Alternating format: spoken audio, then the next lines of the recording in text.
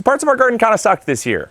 A lot of you wrote in saying, Luke, your garden looks pretty bad. What's going on? And I gotta say, our garden did fairly bad this year. We had some bright spots, but we had a lot of not so bright spots. I think a lot of it was due to obviously the heat and the humidity, the fact that we had a 9-week-long drought. Those certainly did not do us any favors, but I think one of the biggest problems we had was our soil. Now, I've been very vocal about the fact that we are hyper fixated on perfect soil. As much as we can work on our soil, we work on our soil because healthy plants start with healthy soil. And the same goes for your garden. If you are getting mediocre results, sure, some can be attributed to the weather conditions. Certainly some can be contributed to external factors. But one of the most important parts of a successful garden starts with your soil. And I knew from the get-go that we did not get the best soil that we could have gotten. We got soil that was brought in, it was compost. We brought in compost. And the compost was basically all dead carbon. It was just dead plant material. There was not a lot of beautiful, rich loaminess to it. It was not really fluffy and loose. It wasn't steaming when the truck dumped it. So we knew that there was something off. But the price that we got it for, I turned a blind eye and I said, well, that's fine. We'll supplementally fertilize. You guys, we've been fertilizing our garden 4 to 5 times this summer, which is rare because even with trifecta, you should only have to fertilize once. The nutrients are so bad that I was just curious just how bad they were. So we went over to MIgardener.com, picked ourselves up a Rapid soil test kit. You can get these over at MIgardener.com for $19. They are well worth it. I'll tell you what, they have 40 tests in here. So not only are you going to get to test it once, but you'll get to test it 39 more times. And I love this because this gives you a really well-rounded soil test that you don't have to pay an arm and a leg for. Like I said, $18. It's not too bad. And we're going to test the pH, we're going to test the nitrogen, we're going to test the phosphorus, and the potassium. Now, if you want to get really in-depth and you want to spend a ton of money, you can get your soil tested, and you can test your micronutrients, you can test your calcium, you can test your molybdenum and your iron or whatever. You can test for those things. But when you're looking at a garden that's just growing really crappy, chances are it's probably not the tiny things. It's usually the bigger things that are more of a problem. So once you get the big things dialed in, then the tiny things can become important. But for us right now, I keep laughing because I don't even know what the results are going to show, but this might be very embarrassing. As long as you go into this knowing that I knew our garden sucked, that we won't have a problem. But if I get crap after I test, after saying that our garden sucked and I was aware of it, then you guys got a problem. When sampling your soil to do a soil test, regardless if you're doing it yourself or doing it with like an agricultural extension, it is very important that you test from multiple parts of your garden and you test from the right depth. We're going to simply test from about 4 or 5 parts of our garden, and I'm going to sample about 2 inches down because I want to be about 2 inches down, not right on the soil surface, because on the soil surface, it's obviously going to be much worse quality than it is 2 inches down because you have rain that washes a lot of nutrients away. You have the wind that blows a lot of the topsoil away if it's not covered. And so we also are not testing in areas that we have previously fertilized. So like around the base of our tomatoes, I'm not going to test there because I just threw some fertilizer down. I just threw trifecta down like a month ago.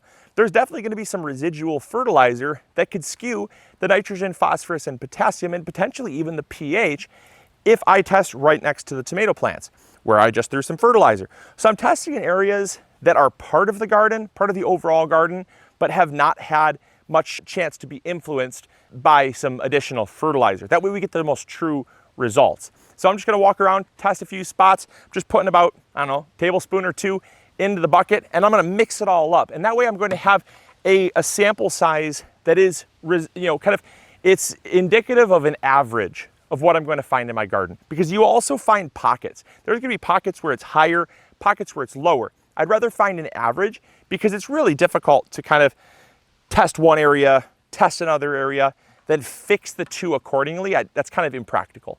And so we're just going to test from about 4 or 5 different pockets throughout the garden, and then we'll get testing. So the first thing we want to do with these rapid tests, they are so simple. We have 4 little color-coordinated or color-coded vials here. That is going to be for each individual test, which is great. And then we have a pipette and color-coded capsules. We just need to break the capsules open and add it to our water solution. So what we want to do is you want to take some fairly pH balanced water. Don't use this with very acidic water or very alkaline water. pH balanced water, right around 7, because we don't want to skew these results. We're going to add that to our bucket, and typically you want to add about 3 parts water to 1 part soil. So if your soil sample is about a cup total, you want 3 cups of water, because that is going to allow you to essentially dilute and mix into a solution all the dissolved minerals, all the dissolved nutrients, anything you're testing for, including even the pH. You don't want to over dilute it, so you wouldn't want like a cup of soil to a gallon of water, because you're really going to dilute those results. So typically it's recommended about a 3-to-1. 1 part soil to 3 parts water, and then we're simply going to mix it up and we're going to let it sit for about 5 minutes or so. You don't want to test it right away, because as you can see, the water is really muddy. And what we're going to do is we're going to let some of that sediment settle out, and then we're going to pipette off that water and add it to our vials. So that way we have a more clean sample, so we're not messing around with a bunch of dirty, murky water. While we're waiting for our water to kind of clear up a little bit, we're going to add our capsules to our vial. These are really nice. They don't dissolve, so you have to twist them and separate them, and then dump the powder into your tube. So those are empty now. Those are going to go in the trash, and then this is ready to accept our water. So now all we're going to do is we're going to take our pipette here, and we're going to add some of the water, pour the water in, and then we'll pipette the water over into the color comparison chamber there first. So we're gonna mix this up and let this start working while we get the rest of them. Like I said, we let our water sample set for about 5 minutes, so we don't have a ton of, it's still murky, but a ton of like sediment and stuff floating around, which makes it a lot easier to kind of tell what you're doing. There's the pH, and then we'll move on to the potassium.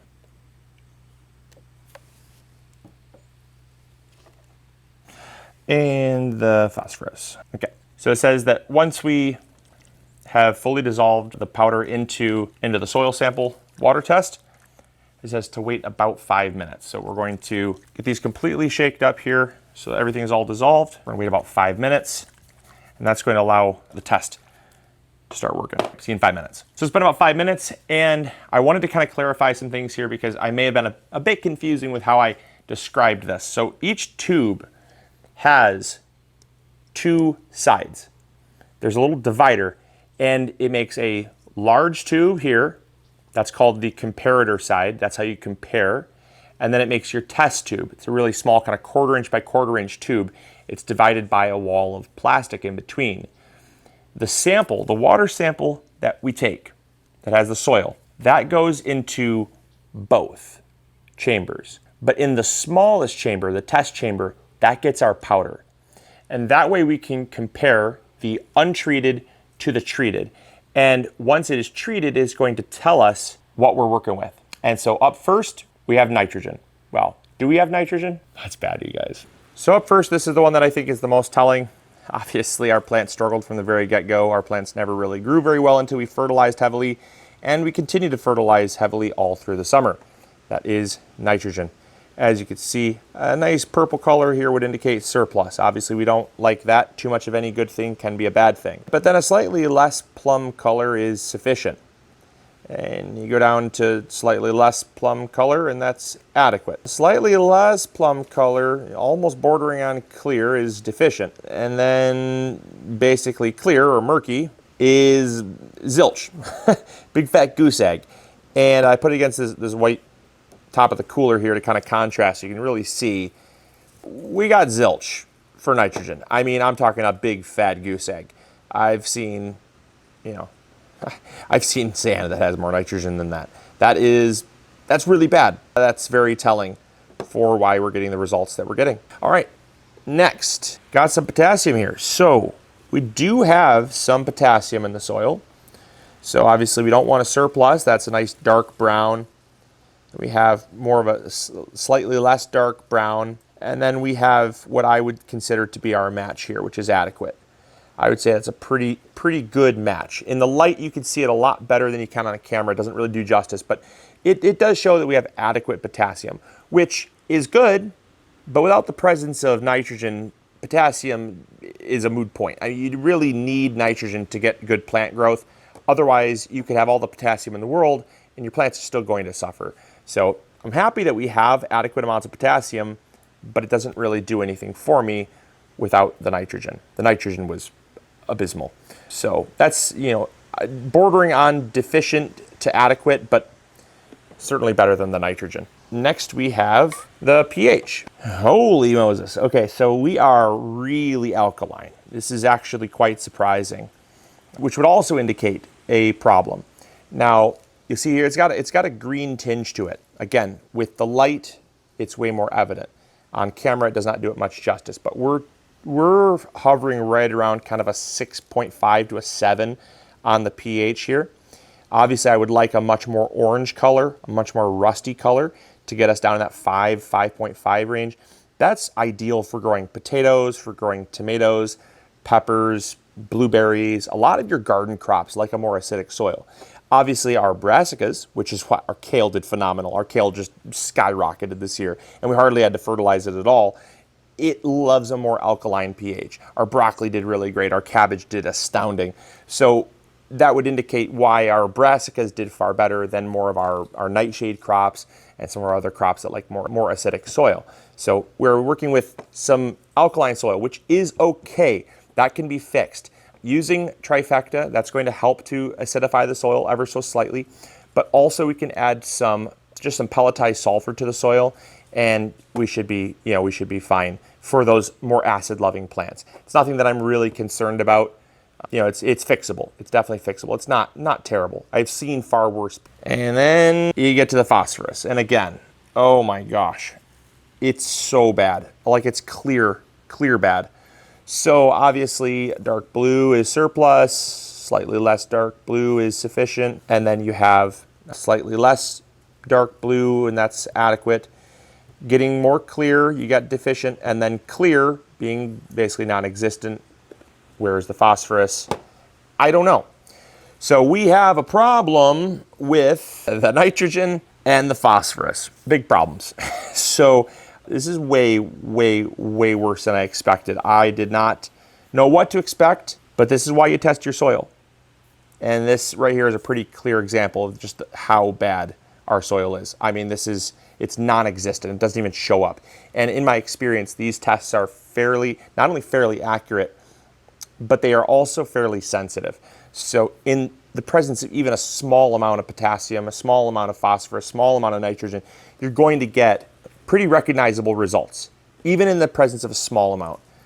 This is like almost non-testable amounts of phosphorus and nitrogen, which is horrendous. So there you go. There is our soil test. It is really simple to do. You don't have to have anything fancy whatsoever to tell yourself if you need nitrogen, phosphorus, potassium, what your pH is. And I'll be honest, this is very easy and convenient, but you could just grow plants, and I could tell you that we needed nitrogen. I let my plants speak to me, and I could tell you they were screaming for nitrogen, just based on the fact they weren't growing and they were super yellow right from the get-go. I mean, heck, our bush beans were dying the moment they sprouted. It was terrible. Until we threw some nitrogen on it, threw some trifecta on it, we threw copious amounts of fertilizer down. We probably fertilized 4 or 5 times throughout this season, way more than we normally would have, just to get our garden to give us some results.